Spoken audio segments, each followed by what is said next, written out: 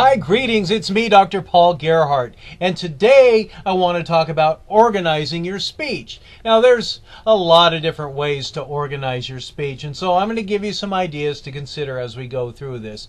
Overall, I want to talk about how to organize the body of your speech, considering the main points, ordering the main points itself, and having cohesion in connecting the main ideas. We're going to talk about planning your introduction, the function of your introduction, and different models to consider as you develop your introduction. And then, of course, planning your conclusion and why this is so important. What is the function of your conclusion? So essentially, if you've watched my other videos, you know that you've got three different main parts: your introduction, your body, and then your conclusion. Tell us what you're going to talk about, give us the main information, and then finally sum things up and give things to consider. As you probably know from other videos, I've done a lot of public speaking in my days for nearly 20 years now. And the more I do it, the better I get, and the more I really enjoy presenting ideas. And so hopefully you find that the ideas that I share with you in this video can help you make sure that you can put together a powerful presentation that actually helps make a positive difference in whatever organization you're presenting for. So let's get right down to it and talk about organizing the body of your speech. You have to really figure out what your main points are going to be about. Think about the specific purpose and central ideas or the thesis of your presentation. With disposition, how it is that you are going to organize your speech. Create an outline. Persuasive speeches may be more difficult to outline due to the fact that you're influencing other people, and you need to make sure that people really see clear evidence and reasons on your particular point of view. Think about rhetorical advice. What are the key points? How many key points are you going to use? Do you have unity and a central idea in giving advice? Your speech should be organized and make sure that it's divided properly so that you get the right effect. You should make sure that you have captured in your title the specific purpose and statement of the central ideas. Make sure that you consider how much merit you want to give things. You don't necessarily have to give each idea equal time. So really organizing things so that it makes sense and gives the biggest impact truly are the key things that you should be targeting. So here's different ways to order your main points. You can consider chronological order. This is, if you're giving a speech, this may be considering step by step the order in which events took place. You consider difficulty as you order things out. You might want to consider sharing ideas that are the easiest aspects to the most difficult aspects. Then you can consider spatial order. This is really useful when you're talking about geographic or physical subjects. And then finally, logical order. You may have a casual order method using generally accepted concepts or the obvious cause and effect relationships that you're going to convey. So when ordering your main points, you really need to plan things out. Consider the materials as you organize things according to problems, which are your needs, and then your solutions, which should be your plans.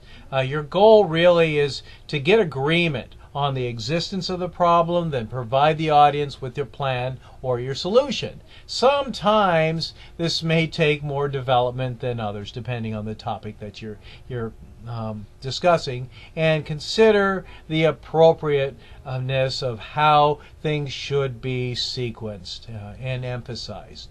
So topical order is also something that should be considered when you're looking at your main points. Materials are often ordered according to general topics or classifications of that knowledge, and generally speaking, main points should be related in function, unitary, one idea per point, consistent in wording, and roughly equal in speech time as appropriately needed.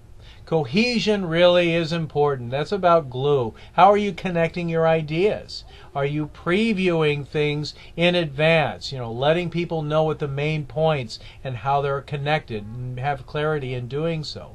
And then make sure that you have the last point that it's introduced appropriately. As you're reviewing things, summarize points to make them more cohesive, and consider the transitions that you're using. If there's some very clear language segments that you can use in order to connect ideas and bridge words and phrases, indicating that one thought is finished and then another is beginning. And so we use what are called transitional statements and signposts. So with cohesion, that's the connecting of ideas, really give an internal preview. You're previewing the main point within the body of the speech. I'm talking about this particular thing.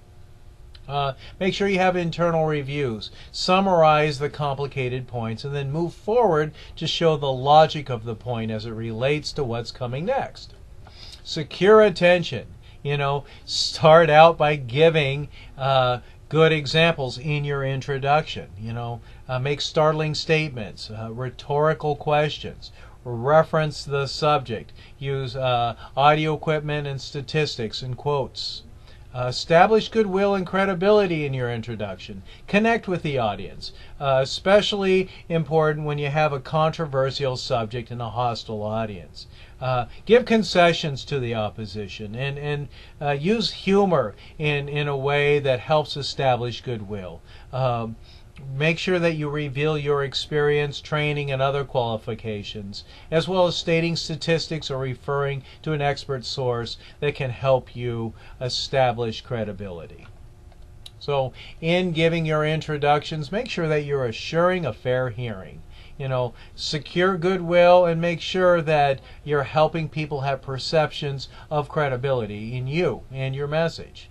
You need to make sure that you recognize that it's not necessary very often when you're dealing with a hostile audience, in making sure that you are very clear in establishing what it is that you're talking about. It's very necessary.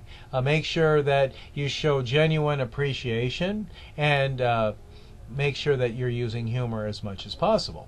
So when you're giving your presentation, consider how you orient the audience to your subject. Give the audience the information they need to better follow the rest of your speech, and see how it relates to them. It's the what's in it for them really must be clear in your speech. Make sure that people understand how the subject is important to them, and acquaint them with the technical aspects, the definitions, using diagrams, give a brief historical sketch, give some examples, use a short narrative, tell a hypothetical story, and help define key terms. And as much as possible, use visual aids to help introduce your idea. So when you are clarifying your central idea and purpose, make sure that your introduction should clarify what's going to be discussed, why the audience should listen, and what's expected. Your central idea or your thesis really needs to be a full declarative statement. So preview the body of the speech and tell exactly what will be covered in the body of the speech. Today I want to talk about the value of leveraging diversity of your team. I've been doing diversity training for the last 20 years, and here's what I've found in my research. So something like that, really make your introduction powerful, help people recognize the value of giving their time and attention to what it is that you're about to present. When you're planning your introduction, you really should avoid these basic pitfalls. False starts, unnecessary apologies. Oh, I'm sorry, I lost my notes today, or bear with me, or I have a cold. I'm not sure exactly how this is going to be come out, but please I hope that you listen. Overstatements. 1 million people believe that diversity training affects their organization, and I have worked with quadrillion people. You're distorting facts, and that kind of really ruins your credibility. So make sure that you're honest, don't distort facts, don't represent yourself or the information that you're presenting, and don't over exaggerate. I believe honesty truly is the best policy.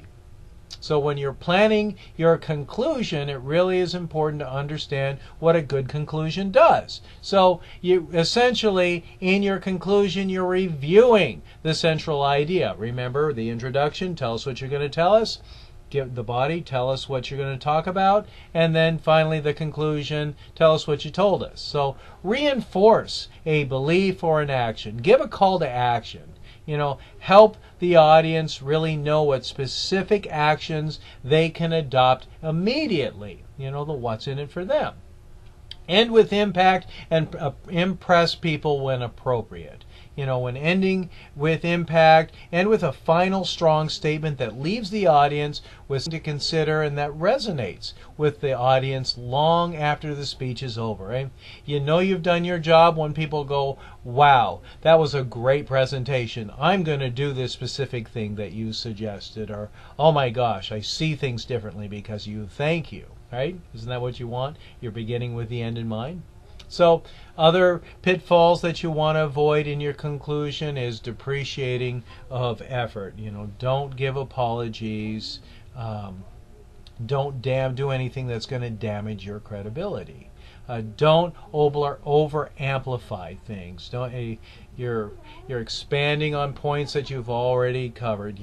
Give people the information they need, but don't over amplify it. And then don't make your closing too long. Make sure your ending is clear. Don't make it awkward. Don't do anything to reduce your credibility. And make sure you're really thinking through the conclusion, and make sure that you're as succinct as possible. And so that really takes good, careful planning to be thinking about your ending. You have to practice your presentations over and over again in a mirror or with an audience to help them,